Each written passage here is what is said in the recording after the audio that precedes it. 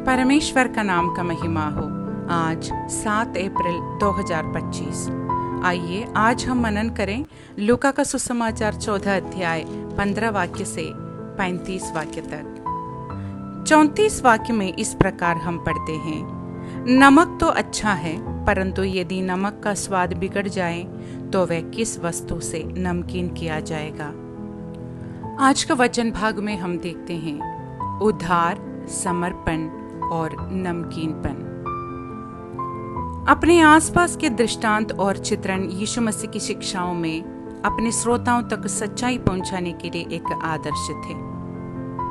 ये उनके साथ रहा और जब भी उन्होंने अपने आसपास ऐसे उदाहरण देखे तो उन्हें याद दिलाया। उदाहरण के लिए, जब हम खाटी में लिली को देखते हैं तो हमें याद आता है कि कैसे यीशु मसीह ने अपने बच्चों के लिए परमेश्वर की देखभाल के बारे में बात की थी और कैसे हमें सभी बोझों को उसे सौंपने की जरूरत है, क्योंकि वह हमारी परवाह करता है। जब हवा चलती है तो हम नया जन्म पाने के बारे में निकोदेमुस से कहे गए उसके शब्दों को याद करते हैं और हमें वही अनुभव देने के लिए उसकी बहुत प्रशंसा करनी चाहिए।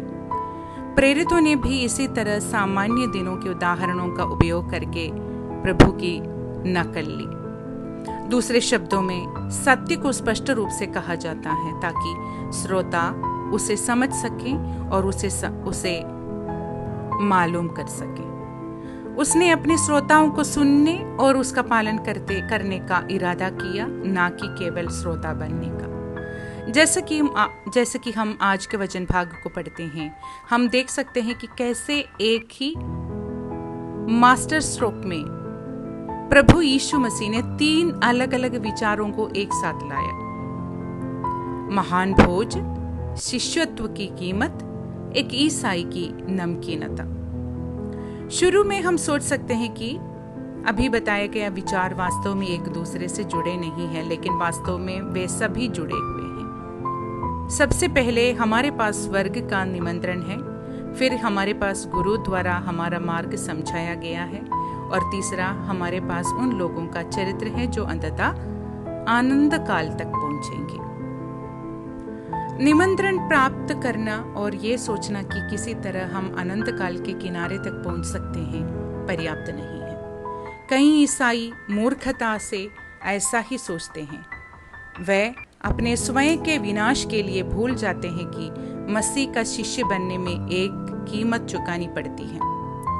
कुछ भी हमें हमारे रास्ते पर नहीं रोक सकता, चाहे वह कोई भी रिश्ता हो या यहाँ तक कि हमारे अपने स्वार्थ या हमारे अपने जीवन के यीशु मसीह का अनुसरण करने के लिए अलग रखना। ये प्रभु की वास्तविक शिक्षा है। बहुत से लोग इसे आसान रास्ता समझकर अपने तरीके से चलते हैं और अपने मसीही जीवन में पूरी तरह से असफल हो जाते हैं। लेकिन सिर्फ इतना ही काफी नहीं है। जब तक सही दिशा में सही दृष्टिकोण के साथ सही कदम नहीं उठाया जाता, तब तक इसका कोई फायदा नहीं है। नमक मसीह के चरित्र को मसीह जैसा होने का प्रतिनिधित्व करता है। इस संकीर्ण मार्ग से गुजरने के लिए हमें मसीह जैसा चरित्र रखने की जरूरत है। बहुत से लोग जंगल की यात्रा में मूसा के पीछे चले गए। वे वादा किए गए देश में प्रवेश करने के लिए अंत तक नहीं पहुंच पाए। केवल यहोशू और कालेब ही कानान पहुंच पाए। ये पुराने नियम से एक बड़ी सीख है। हमें अपने अंदर मसीही चरित्र को विकसित करने के लिए सावधान रहना चाहिए, ताकि जब हम दुख और बलिदान के संकीर्ण मार्ग को चुने तो हम अंततः अंतिम दिन लाभ उठाएंगे। जब हम जीवन में कई अनुभवों, दुख की आग से गुजरते हैं तो हमारे अंदर का नमकीनपन अब ऐसा हो जो दूसरों में स्वर्ग का स्वाद ला सके। हमसे ये अपेक्षित है कि हम जीवन की परीक्षाओं से बहुत खुशी के साथ गुजरें। पतरस की पहली पत्री 4 अध्याय 12 वाक्य और 13 वाक्य में कहता है प्रियो, जो दुख रूपी अग्नि तुम्हारे परखने के लिए तुम में भड़की है, इसे ये समझकर अचंभा ना करो कि कोई अनोखी बात तुम पर बीत रही है, पर जैसे जैसे मसीह के दुखों में सहभागी होते हो आनंद करो, जिससे उसकी महिमा के प्रकट होते समय भी तुम आनंदित और मगन हो।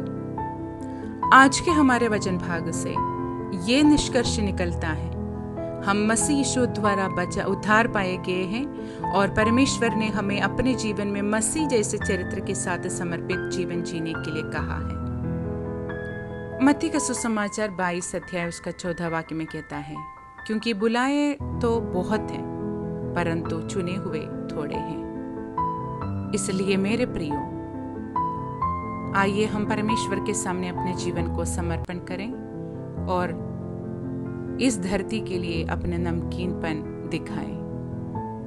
प्रभु इन वचनों से आपको आशीष दें। सबको जय मसीह की।